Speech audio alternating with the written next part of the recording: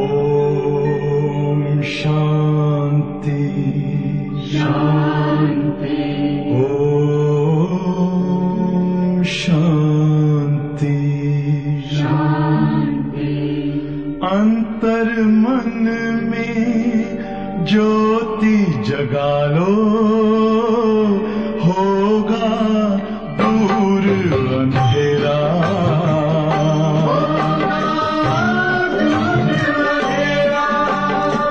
शिव का कर लो ध्यान, आ रहा पावन पुण्य सवेरा।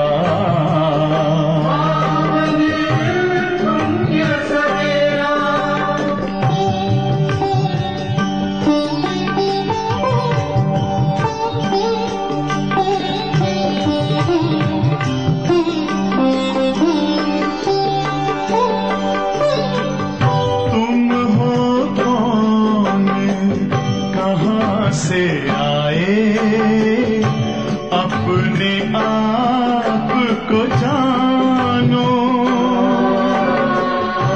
राजयोग के द्वारा अपना परम पिता पहचानो।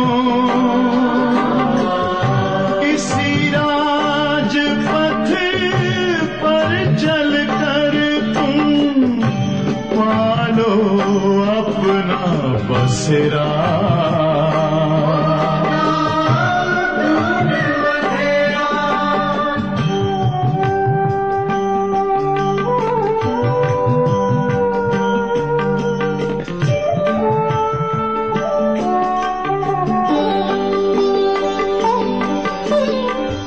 तुम हो आत्मा तन से न्यारे, परमात्मा को प्यारे। दिव्य गुणों को धारण करके योगी बनो दुलारे। ज्योति बिंदु ही तोड़ेगा ये माया मोह का घेरा।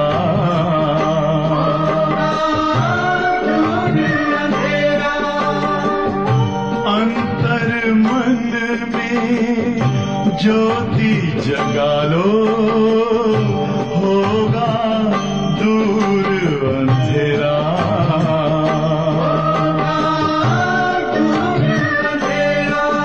ओम शांति ओम शांति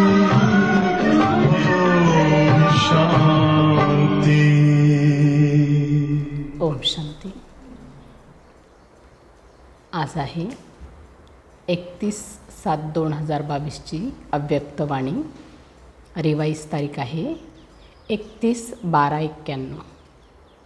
वाणीचं टाइटल आहे यथार्थ चार्ट का अर्थ है प्रगति और परिवर्तन।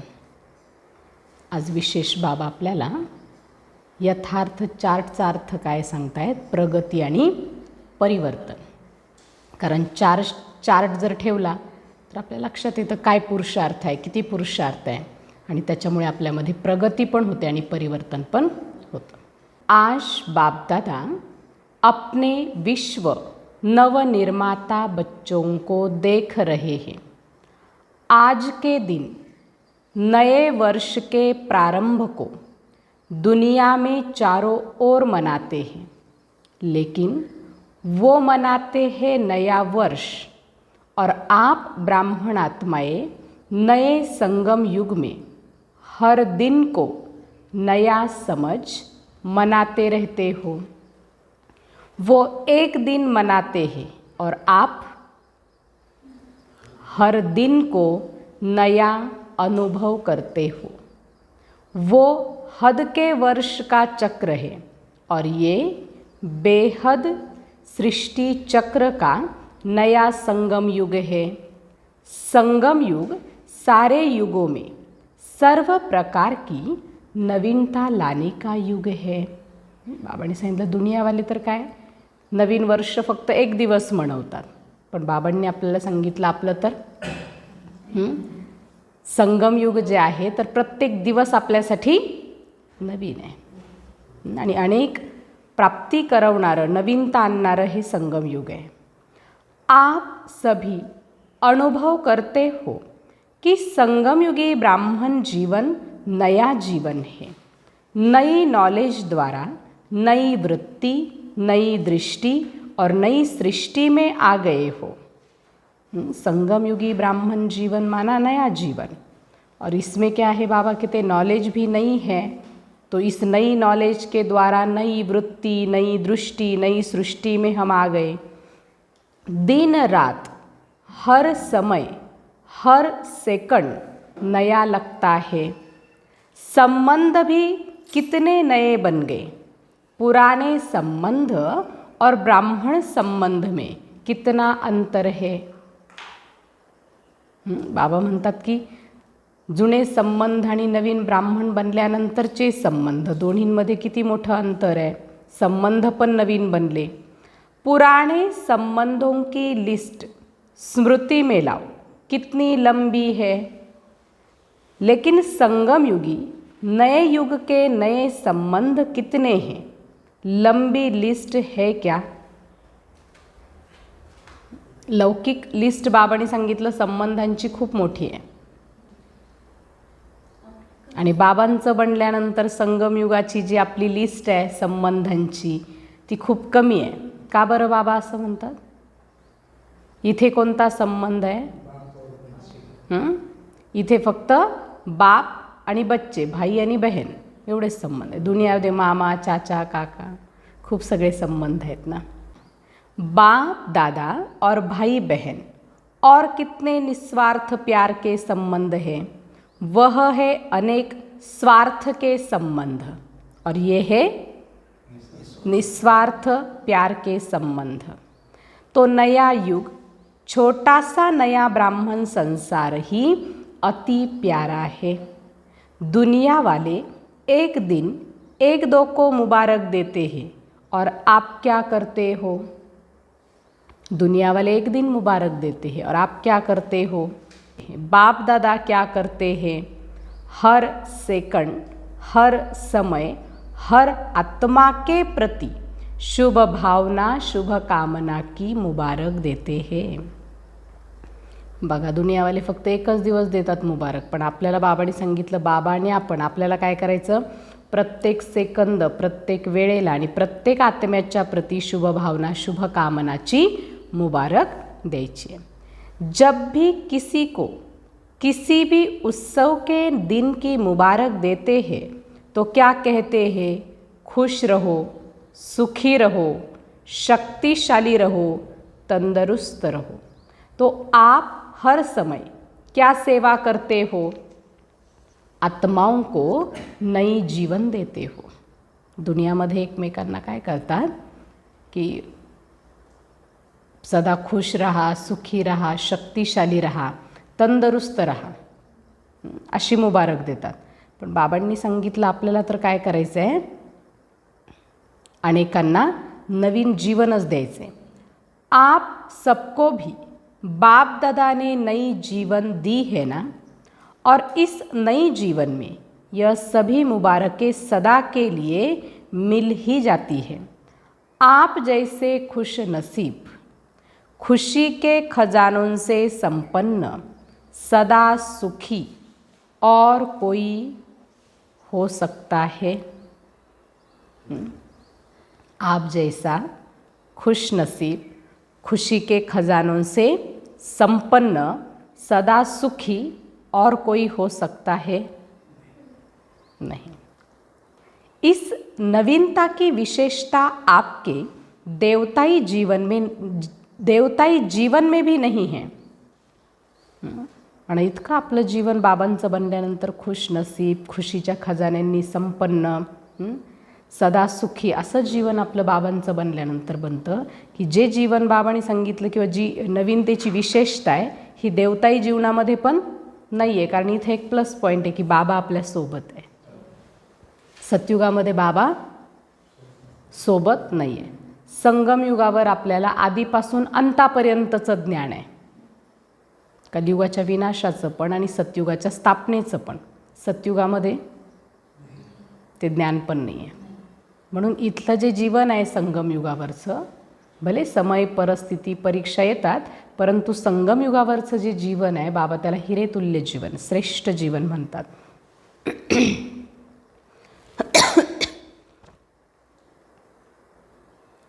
तो हर समय स्वतः ही बाप दादा द्वारा मुबारक बधाइयाँ व ग्रीटिंग्स मिलती ही रहती है. दुनिया वाले नाचेंगे, गाएंगे और कुछ खाएंगे, और आप क्या करते हो? दुनिया वाले नाचेंगे, गाएंगे, कुछ न कुछ खाएंगे, आप क्या करेंगे? खुशी में नाचेंगे. हर सेकंड नाचते और गाते हो, और हर रोज़ ब्रह्मा भोजन खाते रहते हो. हर रोज़ क्या करते हो? नाचते भी हो, गाते भी हो, और बाबा के घर का ब्रह्मा भोजन भी खाते. जब भी भोजन सामने आता है तो उसको बाबा की याद से क्या करना है? पवित्र, शक्तिशाली और ब्रह्मा भोजन बना के ही खाना है. लोग तो खास पार्टीज अरेंज करते हैं और आपकी सदा ही संगठन की पार्टीज होती रहती है. पार्टीज में मिलन होता है ना. आप ब्राह्मणों की अमृत वेले से पार्टी शुरू हो जाती है. दुनिया वाले की रात को पार्टी शुरू हो जाती है, और हमारी पार्टी अमृत वेले ही शुरू हो जाती. देखो कितनी अच्छी बात है. पहले बाप दादा से मनाते हो, एक में अनेक संबंध और स्वरूपों से मनाते हो, फिर आपस में ब्राह्मण परिवार को कब मिलते हो? क्लास में, मुरली के समय. देखो सबसे पहली हमारी शुरुआत किसके साथ पार्टी हुई? हमारी बाबा के साथ. सबकी पार्टी हुई है आज बाबा के साथ, सबने अमृत वेला किया. तो देखो हमारी पार्टी शुरू हो गई भगवान के साथ. फिर क्लास में आए ब्राह्मण परिवार का संगठन, उनके साथ. अभी ये पार्टी चल रही है, मुरली सुन रहे माना क्या? ये पार्टी चल रही है. आपस में ब्राह्मण जब क्लास करते हो तो संगठन में मिलन मनाते हो ना, और मुरली सुनते सुनते नाचते हो, गाते हो खुशी में. नाचना और गाना माना वो स्थूल नाच गाना नहीं, लेकिन खुशी का नाचना गाना. और हर समय उत्साह भरे जीवन में उड़ते रहते हो. ब्राह्मण जीवन का श्वास ही उत्साह है. ब्राह्मण जीवनाचा श्वासच काय आहे? उत्साह आहे. आणि म्हणूनच बघतो ना आपण दादी दीदींना, इतक्या वयामध्ये सुद्धा त्यांचा उमंग उत्साह सदा टिकून होता, कायम होता, कारण ब्राह्मण जीवनाचा श्वासच उत्साह आहे. अगर उत्साह कम होता है तो ब्राह्मण जीवन के जीने का मज़ा ही नहीं होता है. जैसे शरीर में भी श्वास की गति यथार्थ चलती है तो अच्छी तंदुरुस्ती मानी जाती है. तो इसलिए आजकल वो क्या करते, पहले अपने चेक करते हैं भाई इनकी सांस अच्छे से चल रही है, इनके पल्स रेट अच्छे से चल रहे हैं, तो पहले सांस का देखते हैं लेवल कितना है. ब्राह्मण जीवन अर्थात उत्साह, निराशा नहीं.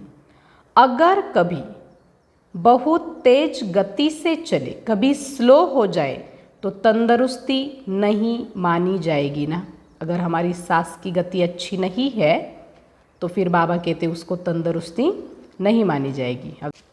ब्राह्मण जीवन अर्थात उत्साह, निराशा नहीं. जब सर्व आशाएं पूर्ण करने वाले बाप के बन गए तो निराशा कहाँ से आ गई? सर्व की आशाएं पूर्ण करने वाले बाप के बन गए तो निराशा कहाँ से आई? आपका एक्यूपेशन ही है निराशावादी को आशावादी बनाना, यही सेवा है ना। यह तो दुनिया के हद के चक्कर अनुसार आप भी दिन को महत्व दे रहे हो, लेकिन वास्तव में आप सब ब्राह्मण आत्माओं का संगम युग ही नवीनता का युग है। नई दुनिया भी इस समय बनाते हो। नई दुनिया का ज्ञान इस समय ही आप आत्माओं को है। वहाँ नई दुनिया में नए पुराने का नॉलेज नहीं होगा। नए युग में नई दुनिया स्थापन कर रहे हैं। ये संगम युग नया युग है और नए युग में नई दुनिया की स्थापना हम कर रहे हैं। बाबा कहते हैं कि वहाँ नई दुनिया में नए और पुराने की नॉलेज हमको नहीं होगी। यहाँ ही बाबा कहते हैं सारा ज्ञान है। सभी ने तपस्या वर्ष में तपस्या द्वारा अपने में अलौकिक नवीनता लाई है या वही पुरानी चाल है? नवीनता लाई? बाबा विचारतायत का नवीनता आणली काय? तीच जुनी चाल चालू आहे। योग अच्छा है, अनुभव भी अच्छे होते हैं, आगे भी बढ़ रहे हैं, धारणा में भी बहुत फर्क है, अटेंशन भी बहुत अच्छा है, सेवा में भी वृद्धि अच्छी है, लेकिन का पूंछ लग जाता है। बाबा म्हणतात की योग पण चांगला आहे, अनुभव पण चांगले आहेत, पुढे पण जात आहेत, धारणेमध्ये पण पहिल्यापेक्षा बराच फरक आहे, अटेन्शन पण चांगलं आहे, सेवेची वृद्धी पण चांगली आहे, पणची खूप मोठी शेपटी लागली आहे। ती का लागते? कभी कभी ऐसा हो जाता है, यह कभी कभी का पूंछ कब तक समाप्त करेंगे? नाही का, हे सगळं चालू आहे पण कधी कधी जरा होतो पुरुषार्थ ढिला होतो, कधी कधी सेवा नाही करावी वाटत। हे कधी कधी जो शब्द येतो ना, बाबांनी सांगितलं हा काय करतो? आपली पूंछ शेपटी वाढवत जातो। मग बाबा म्हणतात आता ही शेपटी कधी संपेल? तपस्या वर्ष में यही नवीनता लाओ। पुरुषार्थ व सेवा के सफलता की संतुष्टता की परसेंटेज कभी बहुत ऊंची कभी नीची, इसमें सदा श्रेष्ठ परसेंटेज की नवीनता लाओ। जैसे आजकल के डॉक्टर्स ज़्यादा क्या चेक करते हैं? सबसे ज़्यादा आजकल ब्लड प्रेशर बहुत चेक करते हैं। अगर ब्लड का प्रेशर कभी बहुत ऊंचा हो, कभी नीचा चला जाए तो क्या होगा? दुनियामध्ये पण डॉक्टर लोक सध्याला बघा, तुमचं ऑपरेशन करायचं असू देत किंवा एखादी ट्रीटमेंट सुरू करायची असू देत, पण डॉक्टर अगोदर काय बघतात? तुमचा ब्लड प्रेशर विचारतात, तुम्हाला बीपी तर नाही आहे? मग आता बाबा काय चेक करतात पहा? दुनियावाले डॉक्टर ब्लड प्रेशर चेक करतात आणि रूहानी डॉक्टर काय चेक करतात बघा? तो बाप दादा पुरुषार्थ का प्रेशर देखते हैं। बहुत अच्छा जाता है लेकिन कभी कभी जंप मारता है, यह कभी कभी का शब्द समाप्त करो। बापदादा बच्चांच्या पुरुषार्थाचा प्रेशर बघतायत। तो कधी कधी खूप चांगला चालतो पण कधी कधी एकदम जंप मारतो, म्हणजे वाढतो आणि कधी लगेच कमी पण होतो। म्हणून बाबांनी सांगितलं आता हा कधी कधी शब्द काय करा? समाप्त करा। अभी तो सभी इनाम लेने की तैयारी कर रहे हो ना? इस सारी सभा में ऐसे कौन है जो समझते हैं कि हम इनाम के पात्र बने हैं? कभी कभी वाले इनाम लेंगे, फिर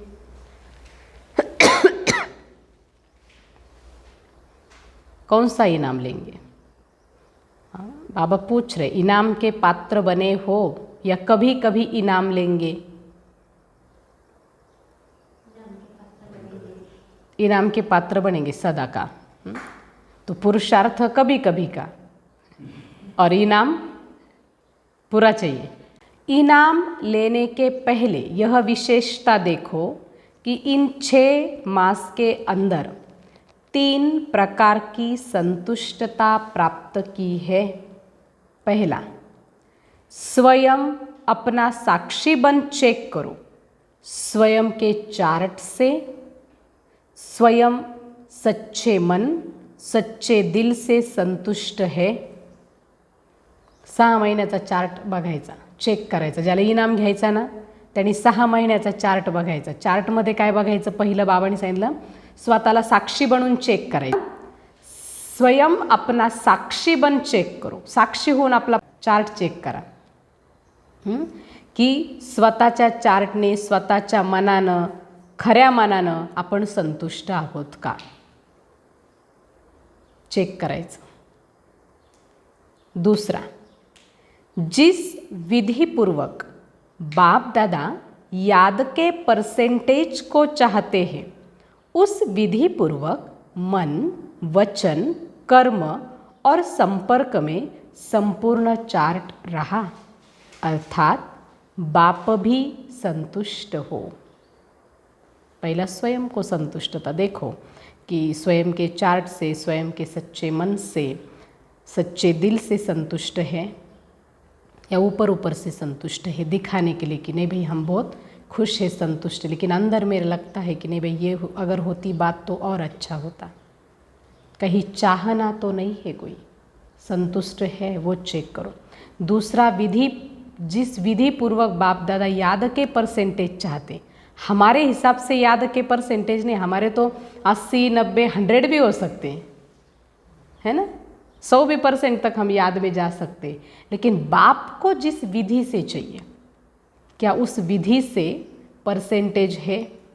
विधि पूर्वक मन वचन कर्म और संपर्क में हमारा संपूर्ण चार्ट रहा, अगर वो रहेगा तो बाबा भी हमारे ऊपर संतुष्ट रहेंगे. तीसरा, ब्राह्मण परिवार हमारे श्रेष्ठ योगी जीवन से संतुष्ट रहा. स्वतःला संतुष्ट करणं आणि बाबांना संतुष्ट करणं सहज आहे, पण ब्राह्मण परिवार जो आहे आपला ईश्वरीय परिवार आहे, तर बाबांनी सांगितलं ते आपल्या श्रेष्ठ योगी जीवनावर संतुष्ट आहेत का. तो तीनों प्रकार की संतुष्टता अनुभव करना अर्थात प्राइज के योग्य बनना. प्राइज लेना है ना सबको, इनाम लेना है ना, तो इनाम लेने के लिए 3 बातें चेक करो, और अगर ये 3 बातें हैं तो आपका इनाम पक्का. अगर इसमें कुछ गड़बड़ है तो, कभी कभी शब्द है तो इनाम नहीं मिलेगा. विधि पूर्वक आज्ञाकारी बन चार्ट रखने की आज्ञा पालन की. देखो यहाँ ही पता चल गया सबका. विधि पूर्वक चार्ट रखने की जो बाबा ने आज्ञा, कितनी बार आज्ञा दी है बाबा ने, और हम क्या करते, शुरू में थोड़ा रखते हैं, फिर बाद में भूल जाते हैं, छोड़ देते. भूल तो नहीं सकते. 1 मास चार्ट रखा जनवरी मास में तो आदत पक्की हो जाती, लेकिन चलो जनवरी मास ख़त्म, चार्ट भी ख़त्म, तो हम आज्ञा का पालन. देखो कितनी सूक्ष्म हम अवज्ञाएं करते रहते, पता भी नहीं चलता, और हमको लगता है हम तो बहुत अच्छा पुरुषार्थ करते हैं, हम तो कोई विकर्म नहीं करते, लेकिन ये छोटी छोटी अवज्ञाएं भी विकर्म बन जाती है. तो बाबा की आज्ञा है चार्ट रखो, और हम चार्ट लिखते नहीं हैं, फिर सुना देते हैं. लिखते नहीं है लेकिन रात को सोने के पहले क्या करते, सुना देते. कभी कभी थक जाते हैं तो वो भी नहीं सुनाते. इसलिए जो लिखने का बाबा कहते हैं ना, बाबा ऐसे ही कोई बात नहीं कहते, वो भगवान हैं. तो इसीलिए चार्ट रखना लिखना बहुत जरूरी है. उससे ही हमारी प्रगति भी होगी और परिवर्तन भी होगा. तो आज से चलो बाबा ने आज इतना कहा है, तो आज से हम थोड़ा क्या करें, दृढ़ संकल्प करें कि हमको चार्ट लिखना ही है। और बहुत ज़्यादा कुछ बातें नहीं है, बस अमृत वेला किया, मुरली सुनी, नुमा शाम योग किया, सारे दिन में मनसा वाचा कर्मणा किसी को दुख तो नहीं दिया, और रात को सोते समय बाप को गुड नाइट किया, बाप को समाचार दे करके सुने। बस ये 5-6 पॉइंट ही लिखनी है। अटेंशन रहेगा, और अटेंशन रहेगा तो परिवर्तन जरूर होगा, उन्नति होगी। तो ऐसे आज्ञाकारी को भी मार्क्स मिलती है। चार्ट लिखा ना तो वो आज्ञाकारी बनने के भी मार्क्स मिळते। आपले मार्क्स कुठं कट होतात बघा, मग आपले मार्क्स असे जातात। अमृतवेला करतो, सगळं करतो, पण समाचारच देत नाही, त्याच्यामुळे अटेन्शन नाही राहत ना। मग आपल्याला आपल्या पद्धतीने वाटतं आपला पुरुषार्थ खूप चांगला चालू आहे बरं का। छोट्या छोट्या अवज्ञा आहेत, उल्लंघन आहे श्रीमताचं, की बाबांनी जो चार्टची आपल्याला आज्ञा दिलेली, आणि आपण खरंच आहे ना बाबांच्या महावाक्यांना सिरियसली घेत नाही। भगवान घरचा झाला, त्याला जितकं महत्त्व द्यायला पाहिजे तितकं आपण देत नाही। नाही तर बाबांच्या एक एक वाक्याला आपण, माझ्यासाठी बाबांनी ते वाक्य सांगितलं म्हटल्यावर किती अटेन्शन आणि किती परिवर्तन व्हायला पाहिजे लगेच। बाप ने कहा बच्चे ने सुना, परिवर्तन हो गया। पण बाबा मुरली नेमकं चालवतात कोणासाठी, तोच मोठा प्रश्न आहे। बाबा मेरे लिए सुना रहा है, जब ये बुद्धि में पक्का होगा तभी हम सब बाबा की श्रीमत को फॉलो करेंगे, उनकी आज्ञा का पालन करेंगे। मुरली का हर एक पॉइंट जो है वो सिर्फ और सिर्फ मेरे लिए है। जब ऐसा समझेंगे ना तो लगेगा कि भाई भगवान मेरे लिए पर्सनल सुना रहा है। किसी एक को देखो आप अटेंशन से कोई बात सुनाओ तो वो कहेगा मेरे लिए सुना है खास।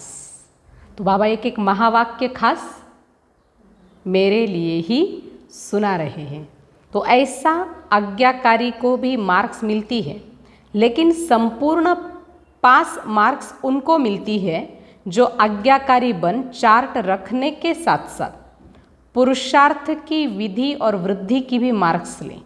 जिन्होंने इस नियम का पालन किया है, जो एक्यूरेट रीति से चार्ट लिखा है, वह भी बाप दादा द्वारा, ब्राह्मण परिवार द्वारा बधाइयाँ लेने के पात्र है। लेकिन इनाम लेने योग्य, सर्व के संतुष्टता की बधाई लेने वाला पात्र है। यथार्थ तपस्या की निशानी है कर्म, संबंध और संस्कार। तीनों में नवीनता की विशेषता स्वयं भी अनुभव हो और औरों को भी अनुभव हो। यथार्थ चार्ट का अर्थ है हर सब्जेक्ट में प्रगति अनुभव हो, परिवर्तन अनुभव हो। यथार्थ चार्टचा अर्थच काय आहे की आपल्या पुरुषार्थामध्ये प्रगती पण झाली पाहिजे आणि परिवर्तन पण आपल्यामध्ये झालं पाहिजे। परिस्थिति या व्यक्ति द्वारा या प्रकृति द्वारा या माया द्वारा आना, यह ब्राह्मण जीवन में आना ही है। लेकिन स्वस्थिति की शक्ति ने परिस्थितियों के प्रभाव को ऐसे ही समाप्त किया जैसे एक मनोरंजन की सीन सामने आई और गई। पुरुषार्थामध्ये परिस्थितीचं कारण नाही सांगितलं, माया आली, परिस्थिती आली, समस्या आली नाही। बाबांचं ब्राह्मण बनलात ह्या गोष्टी तर येणारच आहेत, पण त्याला काय समजायचं, एक मनोरंजनाचा सीन समजून बस येईल पण आणि जाईल, पण त्याच्यासाठी आपली स्वस्थिती शक्तिशाली पाहिजे, म्हणजे परिस्थितीचा परिणाम आपल्यावर होणार नाही। संकल्प में परिस्थिति के हलचल की अनुभूति न हो, याद की यात्रा सहज भी हो और शक्तिशाली भी हो। पावरफुल याद एक समय पर डबल अनुभव कराती है। एक तरफ याद अग्निबन भस्म करने का काम करती है, परिवर्तन करने का काम करती है, और दूसरे तरफ खुशी और हलकेपन का अनुभव भी कराती है।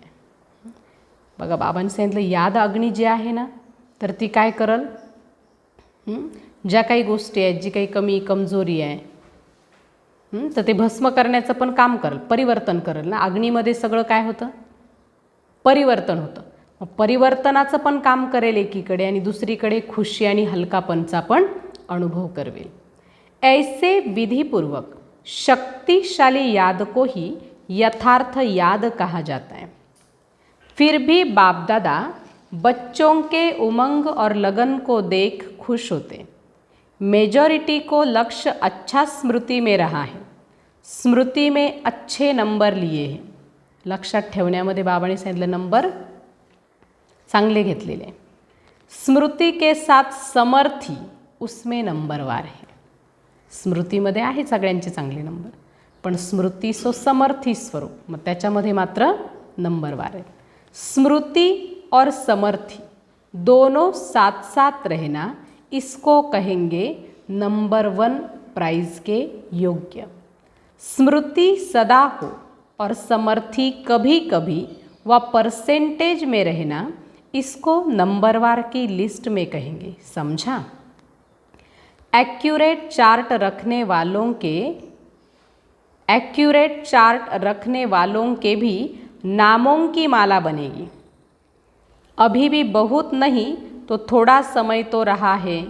इस थोड़े समय में भी विधि पूर्वक पुरुषार्थ की वृद्धि कर अपने मन, बुद्धि, कर्म और संबंध को सदा अचल अडोल बनाया, तो इस थोड़े समय के अचल अडोल स्थिति का पुरुषार्थ आगे चलकर बहुत काम में आएगा और सफलता की खुशी स्वयं भी अनुभव करेंगे और औरों द्वारा भी संतुष्टता की दुआएं प्राप्त करते रहेंगे.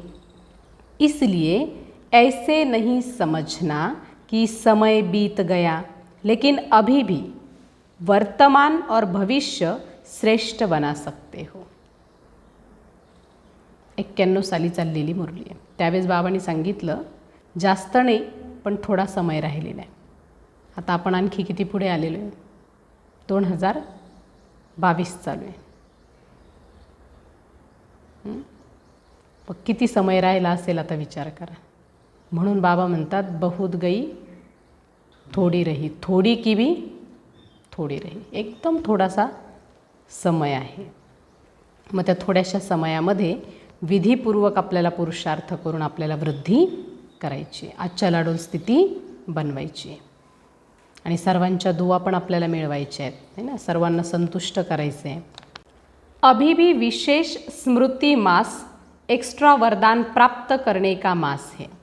जैसे तपस्या वर्ष का चांस मिला, ऐसे स्मृति मास का विशेष चांस है. इस मास के 30 दिन भी अगर सहज, स्वतः शक्तिशाली, विजयी आत्मा का अनुभव किया, तो यह भी सदा के लिए नेचुरल संस्कार बनाने की गिफ्ट प्राप्त कर सकते हो. कुछ भी आवे, कुछ भी हो जाए, परिस्थिति रूपी बड़े ते बड़ा पहाड़ भी आ जाए, संस्कार टक्कर खाने के बादल भी आ जाए, प्रकृति भी पेपर ले, लेकिन अंगद समान मन बुद्धि रूपी पाव हिलाना नहीं, अचल रहना. कशी परिस्थिती येऊ देत, शरीराचा पेपर होऊ देत, प्रकृतीचा पेपर होऊ देत, कधी कधी स्वभाव संस्काराचा टकराव होऊ देत, कधी खूप सगळ्या मनाच्या विरुद्ध गोष्टी होतात, पण त्याच्यामध्ये सुद्धा आपली स्थिती कशी पाहिजे? अचल अडोल, अंगद समान, मनबुद्धीरूपी पाय हल्ला नाही पाहिजे, इतकं आपण स्थिर अचल अडोल पाहिजे.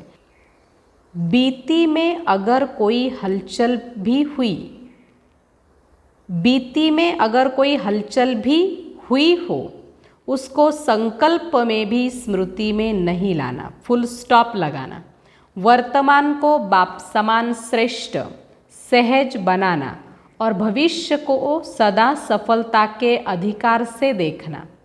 इस विधि से सिद्धि को प्राप्त करना. कल से नहीं, अभी से करना. स्मृति मास के थोड़े समय को बहुत काल का संस्कार बनाओ. यह विशेष वरदान विधि पूर्वक प्राप्त करना। वरदान का अर्थ यह नहीं कि अलबेले बनो, अलबेला नहीं बनना, लेकिन सहज पुरुषार्थी बनना। अच्छा, कुमारियों का संगठन बैठा है, आगे बैठने का चांस क्यों मिला है? सदा आगे रहना है, इसलिए यह आगे बैठने का चांस मिला है, समझा? पका हुआ फल बन के निकलना, कच्चा नहीं गिर जाना। सभी पढ़ाई पूरी कर सेंटर पर जाएगी या घर में जाएगी? अगर माँ बाप कहे आओ तो क्या करेगी? अगर अपनी हिम्मत है तो कोई किसको रोक नहीं सकता है। थोड़ा थोड़ा आकर्षण होगा तो रोकणे वाले रोकेंगे, पण ज्याची स्वतःची मनाची तयारी आहे त्याला कोणीही अडवू शकत नाही, कुणीच नाही. कारण बाबांचे काही काही अशा खूप बनलेल्या बच्चींचे अनुभव आम्ही ऐकले की खूप संघर्ष करून बाबांचं बनलेत ते, खूप संघर्ष करून. मग त्यांना तर किती समय परिस्थिती, सुरुवातीच्या काळामध्ये तर दादी दीदी कशा कशा आल्या, त्यांना तर किती बंधन होते. आता तर कमीत कमी एवढा तर नियम निघालेला आहे, कायदा निघालेला आहे की तुम्ही 18 वर्षानंतर स्वतःचा निर्णय स्वतः घेऊ शकता, तुम्हाला कुणीही बंधन घालू शकत नाही. पण त्याच्यासाठी काय पाहिजे? मनाची तयारी पाहिजे, स्वतःची इच्छा पाहिजे. जर बाबांनी सांगितलं स्वतःला जर आकर्षण असलं तर मग मात्र ते कुणाचं तरी नाव पुढं करून बाहेर निघण्याचा ते मार्ग शोधत असतात. नव वर्ष मनाने के लिए सभी भाग कर आ गए. नया वर्ष मनाना अर्थात हर समय को नया बनाना, हर समय अपने में रूहानी नवीनता को लाना. चारों ओर के सभी स्नेही और सहयोगी बच्चे भी आज के दिन के महत्व को जान विशेष दिल से या पत्रों से या कार्डों द्वारा विशेष याद कर रहे हैं और बाप दादा के पास पोस्ट करने के पहले ही पहुंच जाता है, लिखने के पहले ही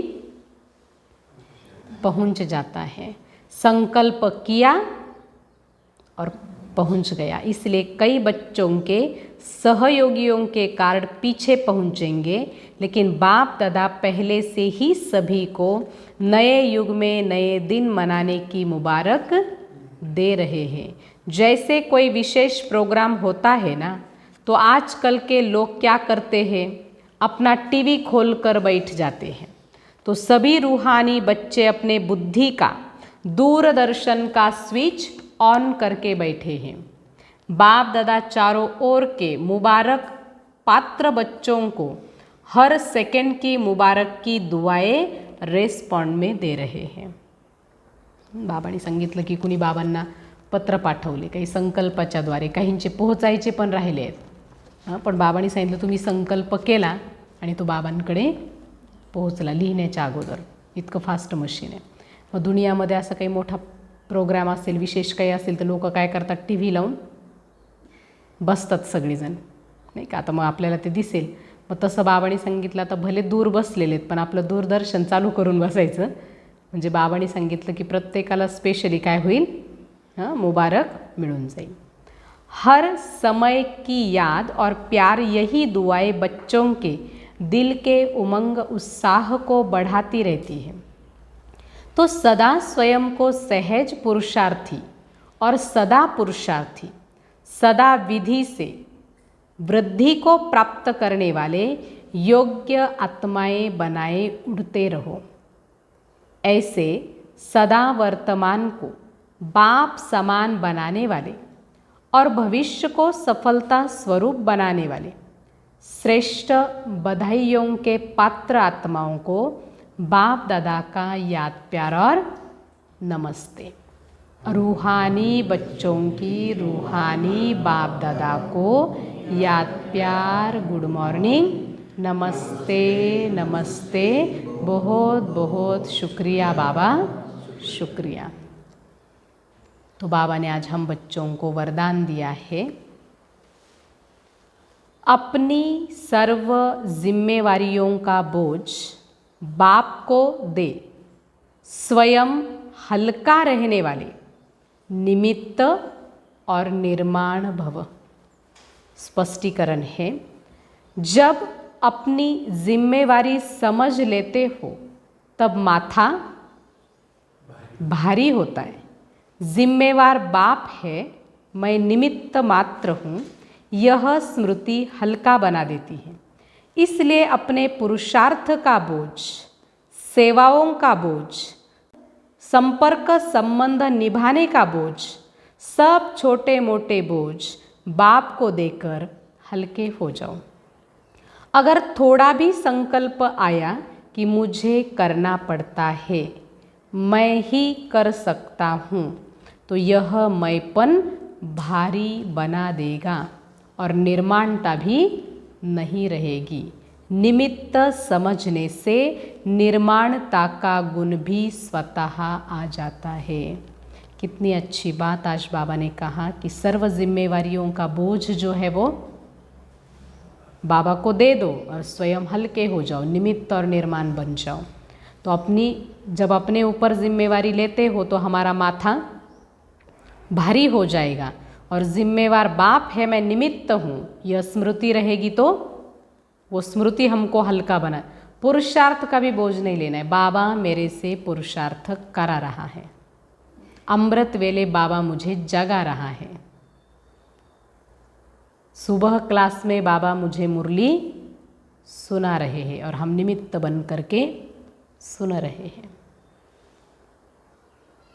कोई भी कार्य हो, बाबा मेरे से करा रहा है और मैं निमित्त बन करके कर रहा हूँ। सब सेवा का, संबंध संपर्क का जो भी बोझ है, इवन पुरुषार्थ का भी आज बाबा ने कहा, पुरुषार्थ का भी बोझ नहीं लेना है, वो भी बाबा को दे दो। बाबा आप मेरे से पुरुषार्थ करो, जो भी करते हो वो बाबा मेरे से करा रहा है, मैं सिर्फ निमित्त हूँ। ऐसा समझेंगे तो बिल्कुल आप हल्के हो जाएंगे, निर्माण हो जाएंगे। निमित्त समझने से निर्माणता का गुण भी हमारे अंदर अपने आप आ जाएगा।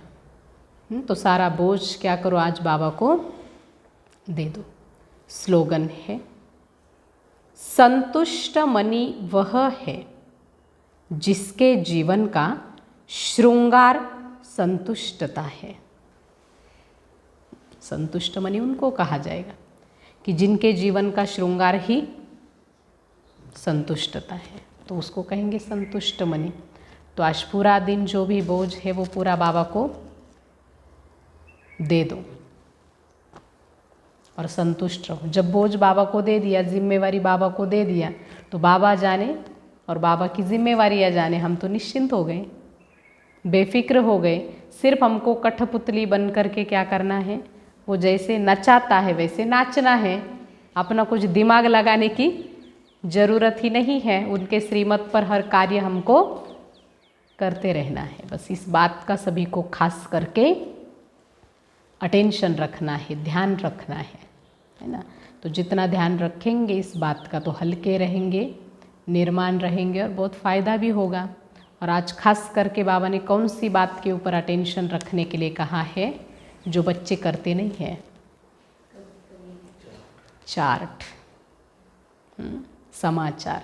जो भी चार्ट है अपना पुरुषार्थ का, वो हर रोज लिखना ही है। आज क्या करो, ऐसा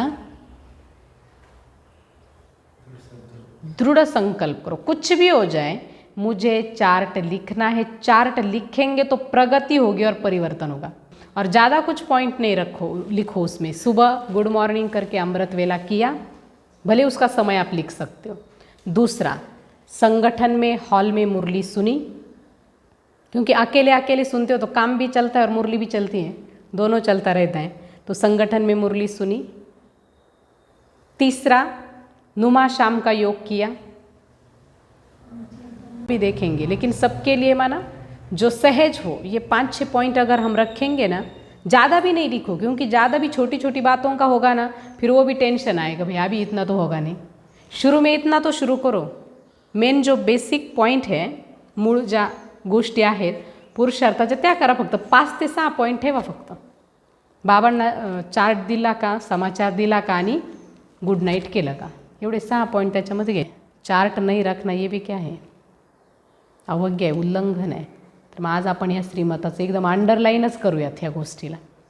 आणि आजपासून आपण सगळेजण चार्ट ठेवूयात. ठीक आहे. ओम शांती.